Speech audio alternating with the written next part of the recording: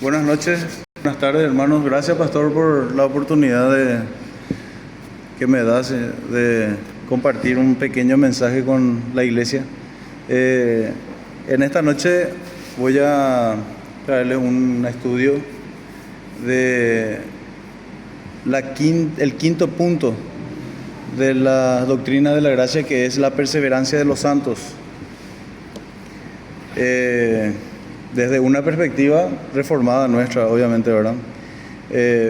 Pero sin llevar al extremo, ¿verdad?, del salvo siempre salvo, que es un término común, ¿verdad?, que se conoce. Para poder avanzar, vamos a hacer primero una pequeña síntesis de los 5. El primero es, si conoce a alguien, ¿cuál es el primer punto de la doctrina de la gracia? Es la depravación total. Esto está en orden, hermano, por una razón. La depravación total, que afirma que como resultado de la caída de Adán, toda la raza humana se ve afectada por el pecado, ¿verdad? Entonces el ser humano está corrompido. En eso estamos de acuerdo, ¿verdad? Somos incapaces de salvarnos a nosotros mismos y espiritualmente estamos muertos en nuestros delitos y pecados. Ese es el punto número 1. El punto número 2, la elección incondicional, que sostiene, ¿verdad?, que como que hay una depravación total, el hombre no puede iniciar esa búsqueda de Dios. Entonces, como aprendimos en las predicaciones, ¿verdad?, hubo un consejo trinitario original desde antes de los tiempos de los siglos, en donde el trino Dios ya estableció quiénes son los que se van a salvar. Y se basa solamente en su voluntad soberana. No considera ningún mérito nuestro. Nadie, Dios no considera ningún mérito nuestro. Ese es el punto 2. El punto 3 es la expiación limitada. Entonces, como le dije que iba en orden, la expiación limitada afirma que como Dios determinó quiénes son los que se van a salvar, Cristo murió específicamente por los elegidos, no por todos los seres humanos, como muchas doctrinas, ¿verdad?, dicen eso. El cuarto es la gracia irresistible. La gracia irresistible significa que aquellos que Dios ha elegido son atraídos por Él a través de una gracia, y esa gracia no se puede resistir. Cuando Dios llama, entonces el hombre, ¿qué hace? Responde al llamado de Dios. Y el quinto punto, que es lo que vamos a estudiar, es la perseverancia de los santos, que enseña que Dios ha elegido y atraído mediante el Espíritu Santo. ¿Qué es lo que va a pasar con aquellos hombres y mujeres a los cuales Dios ya eligió? Los va a preservar, los va a hacer perseverar en la fe y no se van a perder. Entonces nosotros en Cristo estamos seguros. Esa es nuestra garantía, ¿verdad? Entonces, vamos a resumir un poco lo que es la perseverancia de los santos. La definición teológica dice que la perseverancia de los santos enseña que aquellos a quienes Dios ha llamado eficazmente y santificado por su Espíritu no pueden caer ni total ni finalmente de ese estado de gracia. Entonces nosotros perseveraremos en ese estado hasta el final y vamos a ser salvos por la eternidad. Entonces, en la teología reformada, la seguridad de la salvación no descansa en la fuerza de la voluntad del creyente. Entonces hay tres puntos importantes en esa afirmación. El propósito de Dios no cambia. Esa es la inmutabilidad del decreto de elección, que vamos a estudiar en la confesión más adelante seguro. La eficacia de la redención de Cristo. El sacrificio de Cristo fue completo. Él dijo, tetelestai, la deuda ha sido pagada en su totalidad. Él es nuestro sumo sacerdote. Y el sello del Espíritu Santo, que habita en nosotros, ¿verdad? Esas son las garantías, las arras de la herencia. En este estudio yo estaba viendo de Sproul, que hablaba de un campamento cristiano que se llama Young Life. No sé si alguien conoce. Young de jóvenes, vida joven, ¿verdad? Donde la mayoría son reformados, los pastores de ahí. Pero hay un problema en ese campamento, ¿verdad? De que resulta demasiado atractivo.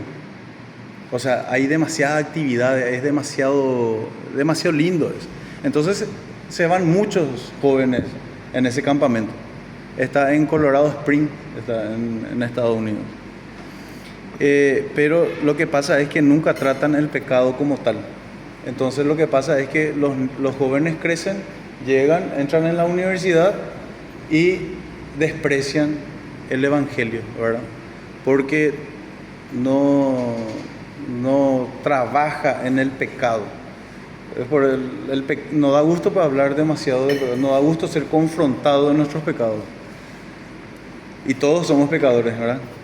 Entonces, en ese campamento dice que le preguntaron a Sproul: ¿una persona realmente convertida puede perder su salvación? Le preguntaron si podía mantener esa salvación. Y él ahí dijo que con el grupo de hermanos ahí, de que si realmente uno se arrepiente no la perdería, dice, ¿verdad? Y entonces viene ahí el famoso dicho, ¿verdad? Que si la tienes, nunca la pierdes, pero si la pierdes es porque nunca la tuviste, ¿verdad? Ese es el dicho, ¿verdad? Y ahí sale Primera de Juan 2:19, si podemos ir. Primera de Juan 2:19, conocidísimo.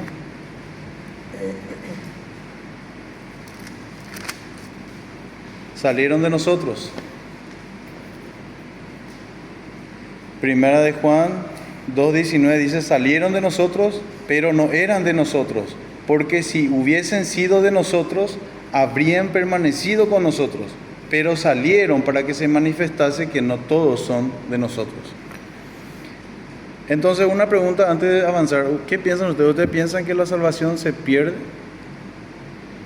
La Iglesia Católica, por ejemplo, dice que sí se puede perder, ¿verdad? Y la gran mayoría de los pentecostales, en especial el pelagianismo, ¿verdad? Que habla de... El pelagianismo, por ejemplo, una doctrina asociada al monje Pelagio, que negó la transmisión del pecado original y la necesidad de la gracia divina para la salvación. Sostiene que los seres humanos pueden alcanzar la perfección moral y la salvación mediante el uso de su libre albedrío y la razón, sin intervención. Por eso es que ellos dicen que el pelagiano no acepta el bautismo de niños, porque los niños son inocentes, no pecaron. O sea, lo que está diciendo es que no hay un pecado original. Entonces, consideran que la gracia de Dios consiste únicamente en la iluminación interior, sin transformar la vida humana. Por eso es que fue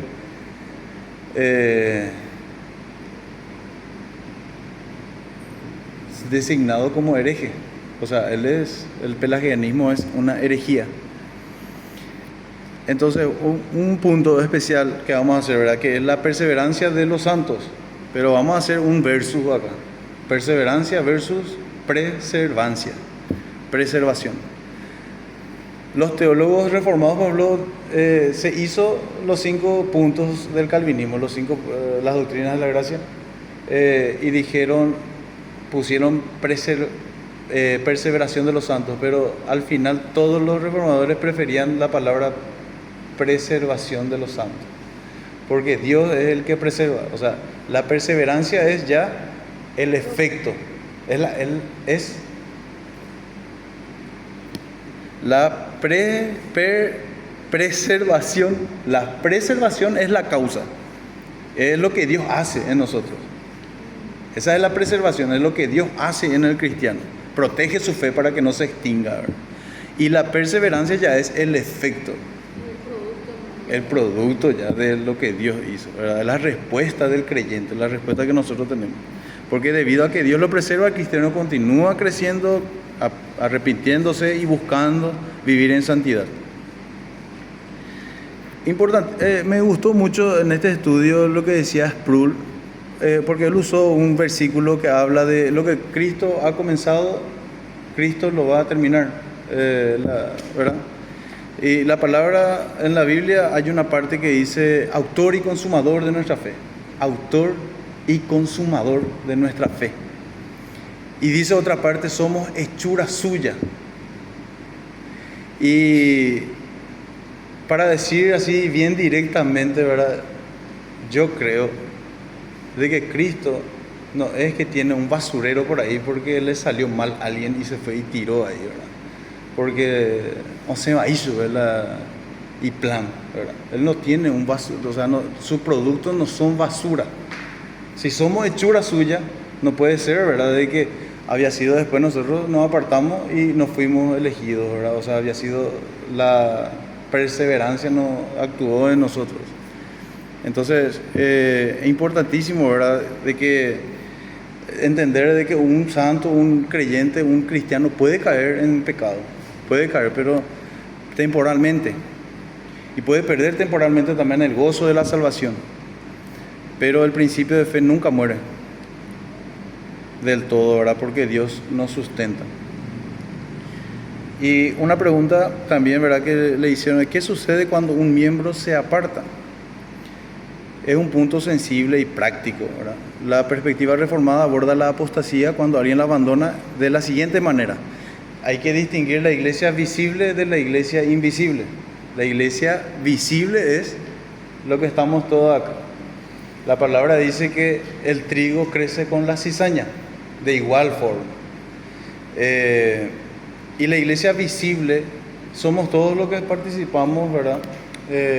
Somos parte de la comunidad de cristianos. Pero la iglesia invisible solamente son aquellos que han nacido de nuevo. Y la Biblia advierte sobre eso, que tienen la fe temporal o una fe intelectual. La parábola de la semilla, ¿verdad? La semilla que cayó en los pedregales creció, ¿verdad? Pero después se ahogó, murió porque no tenía buena tierra. Y la tierra es el alma que transfigura a Dios. Dios mismo transfigura. Entonces, por eso es que habla de un nuevo nacimiento, una nueva criatura. Hay un montón de versículos que apoyan eso. Si un miembro decide apartarse de manera definitiva y muere en la incredulidad, la conclusión es que perdió su salvación, ¿verdad? Si, no, o sea, no es que perdió su salvación, perdón, no es que perdió su salvación, sino que nunca lo tuvo. No fue una fe salvadora real, fue una apariencia externa. Entonces, esa fue la primera distinción: la iglesia visible de la iglesia invisible. Después tenés la iglesia, la caída temporal y la apostasía. No podemos decir que un hermano se va y ya decimos ya no, este apostató de la fe. No, puede ser una caída temporal nomás, ¿verdad? Entonces, por eso es que Dios nos da la disciplina eclesiástica, que es la disciplina de la iglesia.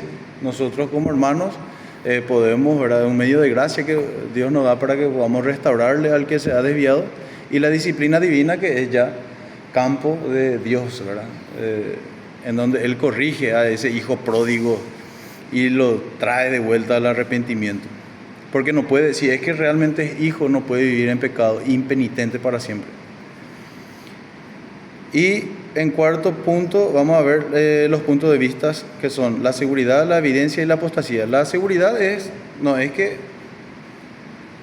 tengamos licencia para pecar, no es porque que nosotros estamos libres de hacer lo que queremos.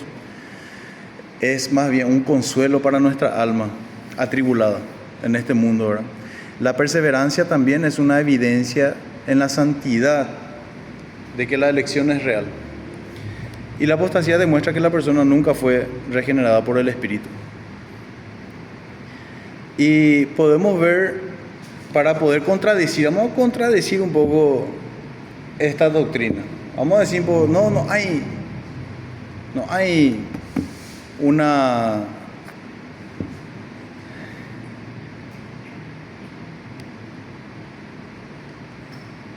No hay la perseverancia de los santos, no es cierto.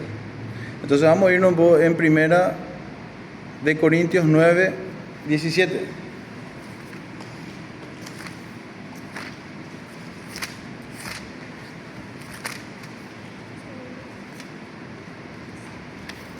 El pastor antes sabe de memoria si eso usted sí hizo primera Corintios, ¿no?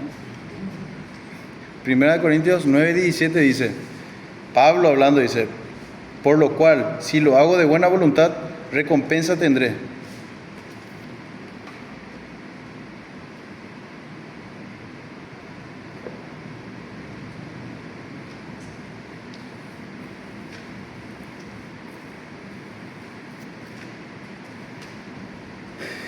Golpeo mi cuerpo, anoté mal acá, discúlpame hermano.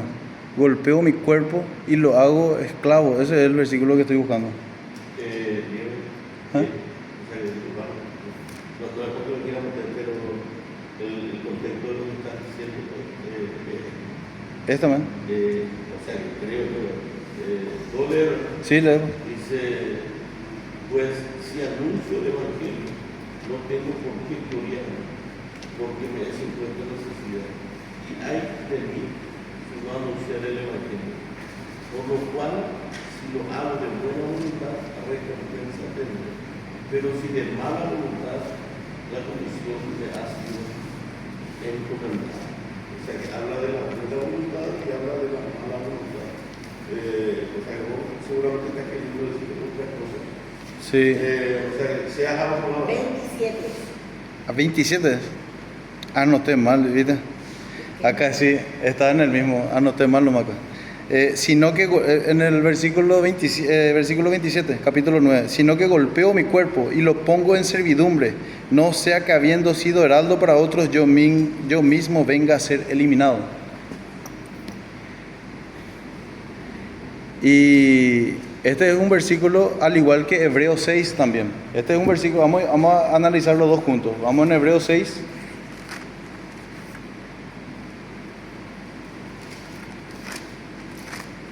Hebreos 6 es el que más se utiliza para desacreditar que Dios elige.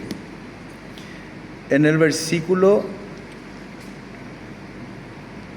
4 y 6, del 4 al 6 dice, porque es imposible que los que una vez fueron iluminados y gustaron del don celestial y fueron hechos partícipes del Espíritu Santo, y asimismo gustaron de la buena palabra de Dios y los poderes del siglo venidero, y recayeron, sean otra vez renovados para arrepentimiento, crucificando de nuevo para sí mismo al Hijo de Dios y exponiéndole a vituperio.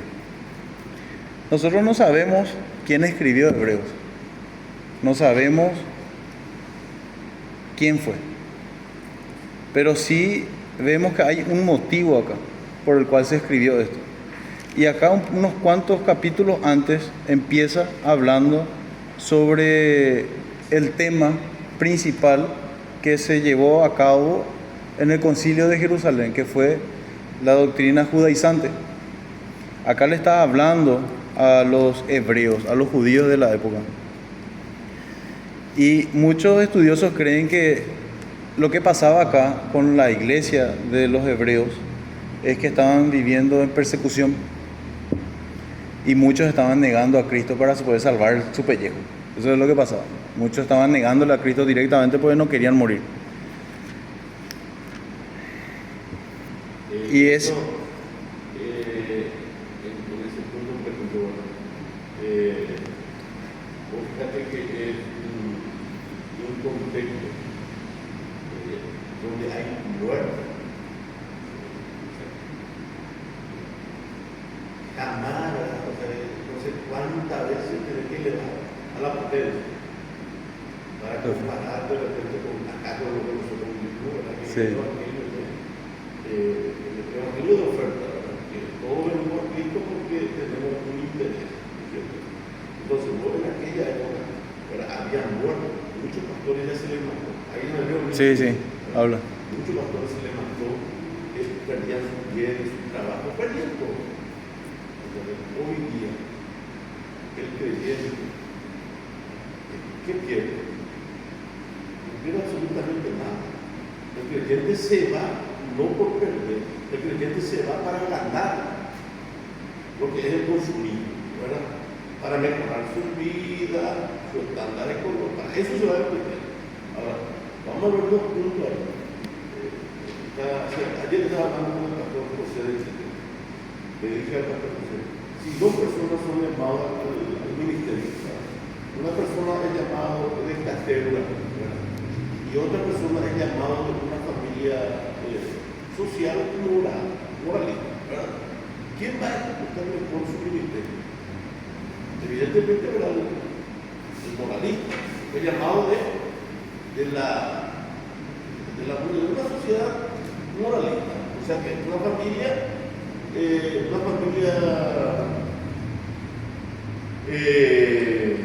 está la familia que es funcional y la familia que es disfuncional, que no funciona como familia, ¿verdad? Entonces, este es llamado de una familia funcional, el otro que es llamado de catégola es llamado de una familia disfuncional. Padre alcohólico, golpeador, prostitución, abuso, completo, ¿verdad? Ahora, los dos,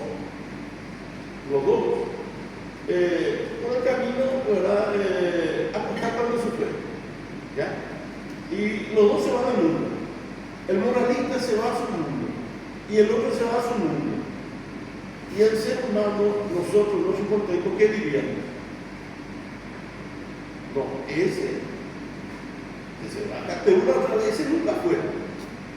Ahora, este moralista, ¿verdad? Que vive, no vive borracho, no vive cambiando de mujeres, no se vuelve homosexual, qué sé yo. Entonces, nosotros decimos, se llama un poquito, pero si tú elevas a la esfera espiritual, y ya y justamente anoche también hablaba con el hermano David, no está por acá. Justamente hablábamos de ese tema. Y David me dice, si vos te bañas 20 veces en el día y te vas a tirar otra vez en el barro, en el chiquero, ¿de qué te sirve bañarte otra vez? Entonces, medio que no tiene sentido bien. Y hablando de esto, de la perseverancia de los santos, todo eso, estas iglesias reformadas son iglesias, ¿verdad?, donde a la persona, ¿verdad?, se trata, para entrar en esa iglesia reformada, se trata con su carácter, su testimonio, su vivencia. El pastor le llama de repente, ¿verdad?, y le dice, mira, hermano, vos en esto estás fallando.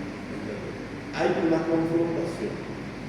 Nuestro evangelio, por ejemplo, es más liberal. Si el hermano falta, no le llamamos la atención. Si el hermano hace lo que quiere, no le llamamos la atención. Hay una diferencia abismal.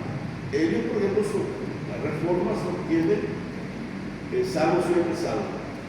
Al igual que nosotros también sostenemos salvo siempre salvo. Nosotros creemos en esa Doctrina, sí.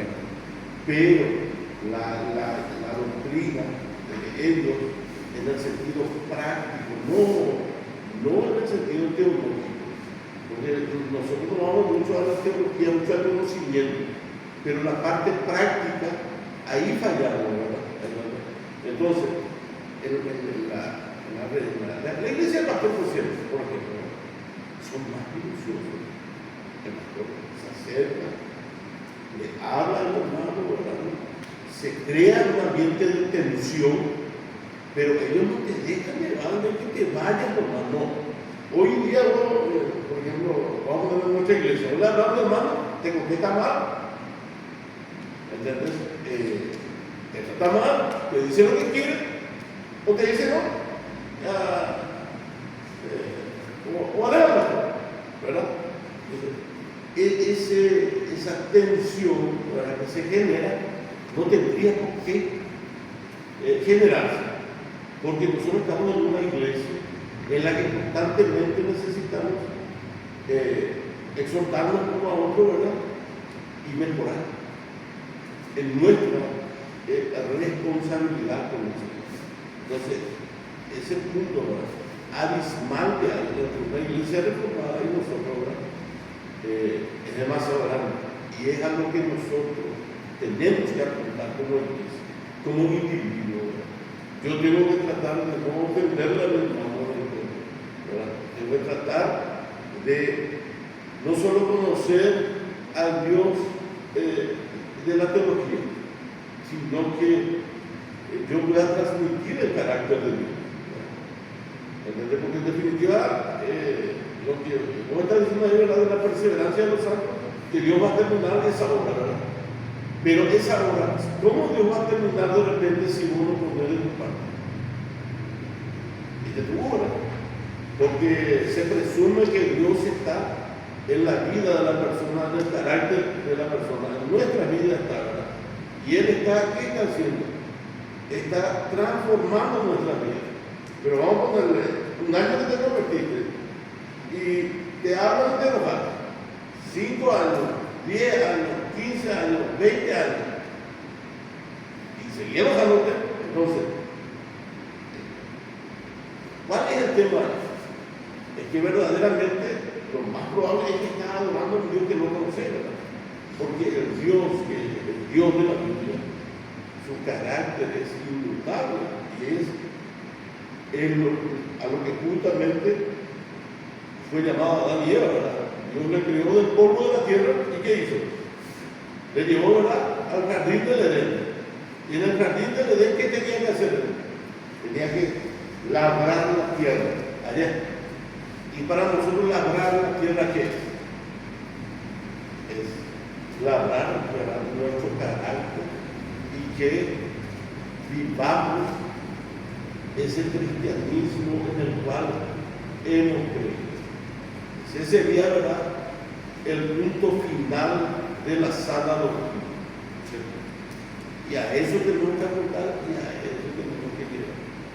Y es difícil, pero maravilloso. Te digo, quise dar una pequeña acotación nomás en cuanto a que ellos tienen una doctrina bien definida, pero no es porque tengan una doctrina bien definida le van a dejar a los miembros hacer lo que quieren. No, ellos son minuciosos en cuanto a la disciplina. Te ven, de verdad, ahí fallando algo de tu carácter, pero ellos tienen luego antes de entrar a la universidad, ellos tienen luego un código que vos lees y vos tenés que entender eso. No es como nosotros, ¿verdad? Nosotros, equipo reclutado, y de allá viene uno, de allá viene el otro, de allá viene el otro. ¿Entendés? Entonces, ese conocimiento lo tenemos que poner en práctica. No es que ellos sean más, no, son iguales que nosotros. Las mismas cosas somos, tanto ellos como nosotros. El punto está en que nosotros tenemos que crecer en la disciplina y parecernos a Cristo. ¿Está bien? Sí. No, iba a hablar del ámbito eclesial, o sea, de lo que el cristiano tiene que poner su parte, pero ese alterarnos, vos ya explicaste muy bien. No, explicaste. No, muy largo. Mejor vos decís algo que... Sobre este punto, en el versículo 9, voy a adelantar del 7 voy a ver. En el versículo 7, Hebreos 6, capítulo 7. Viste que habla de que es imposible de que una vez fuera iluminado, dice, ¿verdad? Pero en el 7 dice, porque la tierra que bebe la lluvia que muchas veces cae sobre ella y produce hierba provechosa a aquellos por los cuales es labrada, recibe bendición de Dios. Como decíamos antes, ¿verdad?, de que el trigo y la cizaña crecen por igual. Y en el versículo 9 nos da el alivio que nosotros necesitamos, que es, pero en cuanto a vosotros, oh amados, estamos persuadidos de cosas mejores y que pertenecen a la salvación, aunque hablamos así. Todo lo que dice más arriba, según este estudio, ¿verdad?, es una forma de hablar.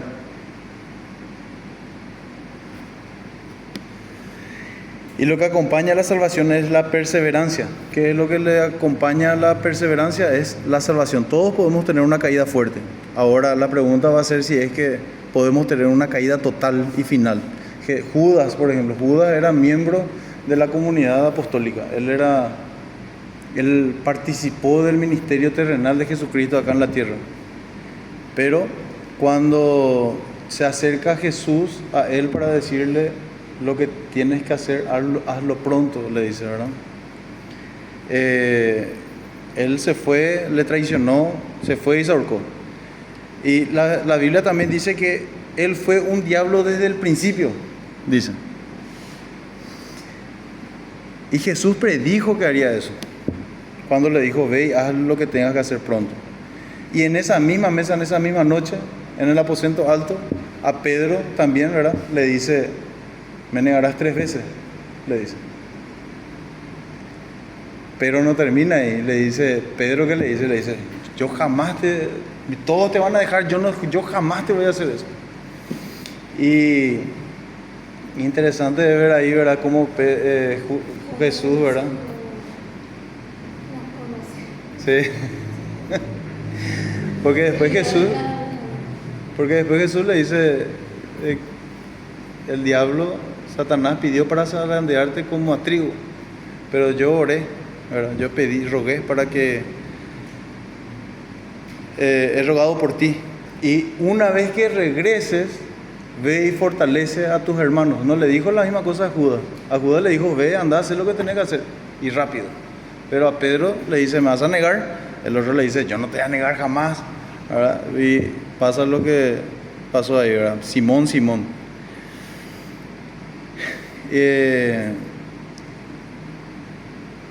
Estaba predestinado que Pedro no se iba a perder. Y todos en algún momento creemos nosotros en nuestra capacidad que no le vamos a hacer eso al Señor. Pero si perseveramos es únicamente porque Él nos preserva. Porque si depende de nosotros, ¿verdad?, nos vamos a caer y Satanás nos va a zarandear como trigo. Pero Jesús intercede por nosotros. Él nos perseverará. Hay en este texto que leímos, fueron iluminados. Es imposible que los que una vez fueron iluminados y gustaron. Acá vemos nosotros que las personas fueron iluminadas, gustaron del don celestial. La iluminación intelectual de la palabra, todos estamos expuestos. Trigo y cizaña, creciendo juntos en la comunidad de la iglesia visible. Participamos de la iluminación intelectual, vimos milagros, sentimos convicción bajo la predicación de la palabra, participamos de la atmósfera del Espíritu, pero todo esto es una experiencia externa y emocional para el que no es salvo, similar a la tierra pedregosa en la parábola del sembrador. Recibe la palabra con gozo, pero no tiene raíz. El término gustar, ahí no dice que bebió ni que comió como en muchos otros pasajes. John Owen dijo, ¿verdad?, sobre este texto, que las personas gustaron, probaron, pero no dice que bebieron. Uno puede gustar algo sin que eso pase a formar parte de su ser, una fe temporal, la respuesta humana a los beneficios de la religión cristiana sin tener una unión real con Cristo. Y el contexto agrícola, ¿verdad?, del 6 al 7, ¿verdad?, que habla de la lluvia, ¿verdad? Muchos ignoran los versículos por la advertencia, los cuales son clave para entender a qué se refiere el autor. El campo bendecido, la tierra que bebe la lluvia produce hierba, representa al verdadero creyente cuya fe produce fruto. Y el campo maldito, la tierra que recibe la misma lluvia, la misma bendición, pero produce espinos y abrojos. Entonces la conclusión no es que el problema es la lluvia, sino la tierra, ¿verdad? No es el problema la lluvia. Y el texto dice que es imposible, porque es imposible, esa palabra es fuerte, es imposible que sean renovados para arrepentimiento. Si esto se refiere a perder la salvación, entonces nadie que se aparte podría volver jamás a Cristo. Sin embargo, la Biblia está llena de ejemplos de restauración como Pedro, ¿verdad?, Jonás y un montón. La esperanza. Acá habla de la esperanza, de la seguridad del creyente, después de dar la advertencia más severa de la Biblia. Esta es la advertencia más severa que existe en la Biblia. En cuanto a vosotros, oh amados, estamos persuadidos de cosas mejores.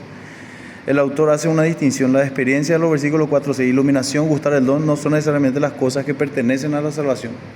Está convencido de que sus lectores reales tienen algo diferente, una fe que perseverará. Y Eso es, hermanos. Gracias por su tiempo. Maravilloso.